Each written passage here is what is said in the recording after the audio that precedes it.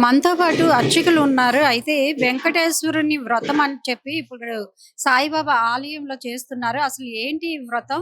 మనకి మాఘమాసం స్టార్ట్ అయిపోయింది. ఈ మాసంలో చేసే ప్రత్యేక వ్రతమా? ఆయన మాటల్లోనే తెలుసుకుందాం. గురుగారు నమస్కారం అండి. అంటే ఇప్పుడు మీరు చేస్తున్న వ్రతం దేనికోసం చేస్తున్నారు? అంత ప్రత్యేకంగా మహిళలందరూ పెద్ద ఎత్తున తరలివచ్చారు. ఈ వ్రత మహత్యం ఏంటి? ఈ వ్రత మహత్యం అంటే మామూలుగా మాఘమాసం కానీ కార్తీక మాసంలో కానీ పవిత్రమైనటువంటి మాసాలు. ప్రత్యేకించి మాఘమాసంలో పౌర్ణమి రోజు చేస్తే ఇంకా బాగా ఎఫెక్ట్ ఉంటుంది.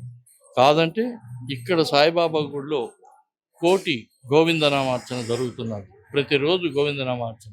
అది పురస్కరించుకొని ప్రతి గురువారం అన్నదానం జరుగుతుంది ఇక్కడ.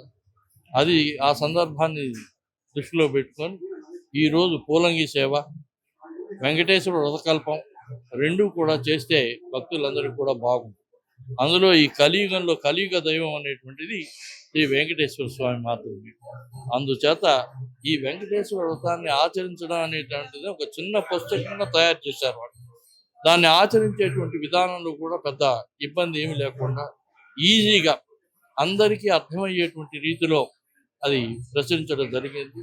దాన్ని చేసుకునే దానికి పెద్ద ఖర్చు ఏమీ లేదు. ఒకవేళ తిరుమలకు పోలేకపోయినా కూడా ఎక్కడైనా కూడా వాళ్ళ ఇంట్లో కానీ వాళ్ళ దేవాలయంలో కానీ ఎక్కడైనా కూర్చొని ఆ వ్రతాన్ని చేసుకోవచ్చు. ఆ వ్రతం చేసుకున్న దానివల్ల ఏమిటంటే మనశ్శాంతి ఉంటుంది. రెండోది, ఈ వ్రతాన్ని చేస్తూ ఇట్లాంటి దేవాలయాల్లో చేస్తున్న దానివల్ల ఆధ్యాత్మిక చింతన పెంచేదానికి ఎక్కువ అవకాశం ఉంటుంది.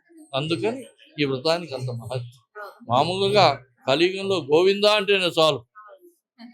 మీరు మిగతా నామాలు పలికినా పలకపోయినా గోవింద గోవింద అని పలికితే చాలు. కేవలం నామస్మరణతోనే మనకు ఇదంతా జరుగుతుంది. అంతేగాని పూర్వంలో యజ్ఞాలు యాగాలు ఇవన్నీ చేస్తున్నారు. ఇప్పుడు అట్లాంటివి ఏమీ లేకుండా అతి తక్కువ ఖర్చుతో భగవంతుణ్ణి ఇది చేసుకునే దానికి ఉపయోగపడుతుంది. వసంత పంచమి ఇంపార్టెంట్ డే అయినా కూడా ఈ వసంత పంచమి రోజు కుంకుమార్చన చేస్తున్నాం. అంటే ఏ దేవుని కానీ దేవుణ్ణి కానీ మీరు స్మరించినట్లయితే ఈ మాఘ మాసంలో కానీ కార్తీక మాసంలో కానీ అపారమైనటువంటి పుణ్యం వస్తుంది.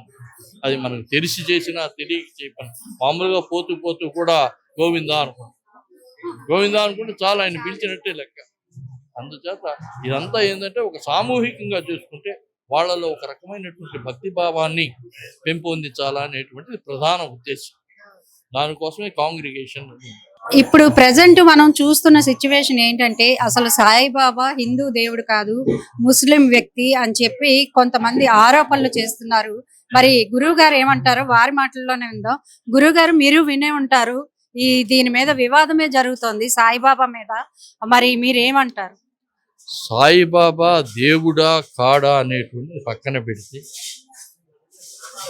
పూర్వకాలం నుంచి కూడా ఈ సాయిబాబా పుడతాడు, సాయిబాబా అనేటువంటి ఆయన అవతరిస్తాడు అని శ్రీపాద చరిత్రలోనే చెప్పింది.